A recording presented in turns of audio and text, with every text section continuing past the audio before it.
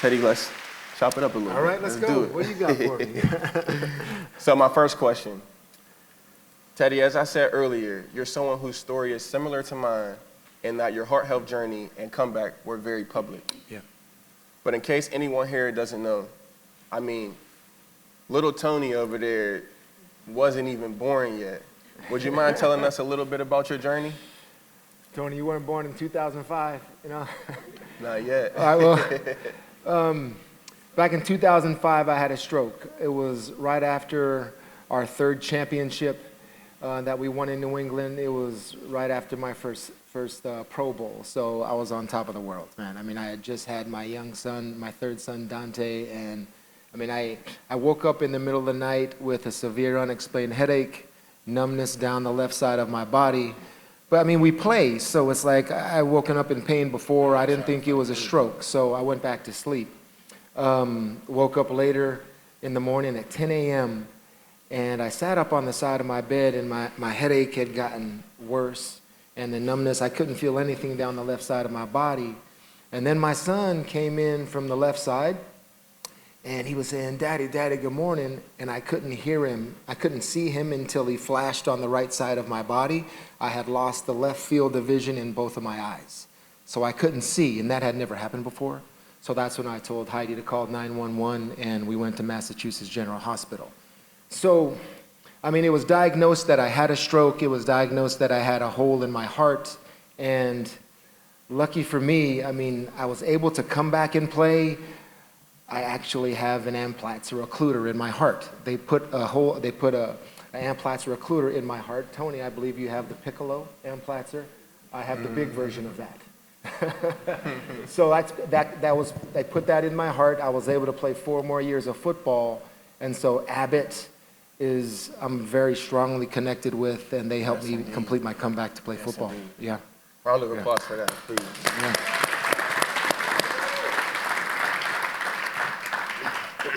Now you had the Patriots and all of New England behind you and cheering you on. But behind the scenes, who was on your team? Yeah, that's a great question because I know I couldn't have done it without them. I mean, your support team, I mean, you and me, the word team is so important, you know, but there are different teams in your lives, and it's, you know, for me, my team at home was my wife. I had 3 boys that were 5 years old and younger. So I had sons that I had to, I had to be a father to 3 young boys. My family was so very important. But I was with you. I mean, I didn't know. I thought I was messed up, really. I mean, it was like, I'm 31 years old. I'm in the best shape of my life, and I had a stroke. What's wrong with me? I'm sure it's a question that a lot of you pose to yourselves. It's like, why am I messed up? It's like I didn't have the mental capacity or mental toughness to deal with it by myself. And so being able to speak with my wife, to speak with eventually other stroke survivors and heart survivors that I knew, that's what helped me out so much, is having them on my team. Yeah. So we all know the importance of that team. So my next question to you is, so we're here starting Heartmates, and all of these amazing people are open to telling their stories. In your experience, as someone who's been in the spotlight for so long and so open about your journey, how important is hearing those stories for other people who are facing heart health issues?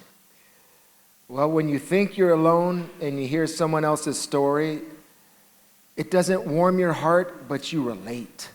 And it's like you feel like you don't have anyone else that you can relate to, but there's so many, you know, but you don't learn that until you hear their stories. So to be able to communicate it, I think, is one of the most difficult things to do, all right? Because it's one of the most traumatic experiences you ever experienced. I mean, my stroke is like, I have nothing to tell you that affected my life more than when I had my stroke.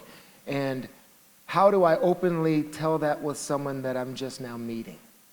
How can I do that? Yes. How hard is that? Very It's hard. super hard, you know. You know, it's hard to talk about our experiences. So, but the more you do it, I mean, it was 2005. I had another stroke in 2019, and by that time, it was a week later, then I'm okay to talk about it. But it does take a little bit of mental healing time, not only for the survivors, but also the caregivers too, to realize that, you know, you all could talk to my wife, who's sitting right there, and she could relate to you in terms of what you've all gone through also.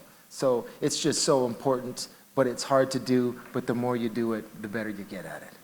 Agreed. And, you know, just meeting you was a pleasure, but, you know, to hear and to share stories back and forth between each other was, you know, so fulfilling, you know, within my own journey. So I just wanted to share that with you. Thank you. My goal coming back, like when I came back to play football, was to get a number in every statistical category.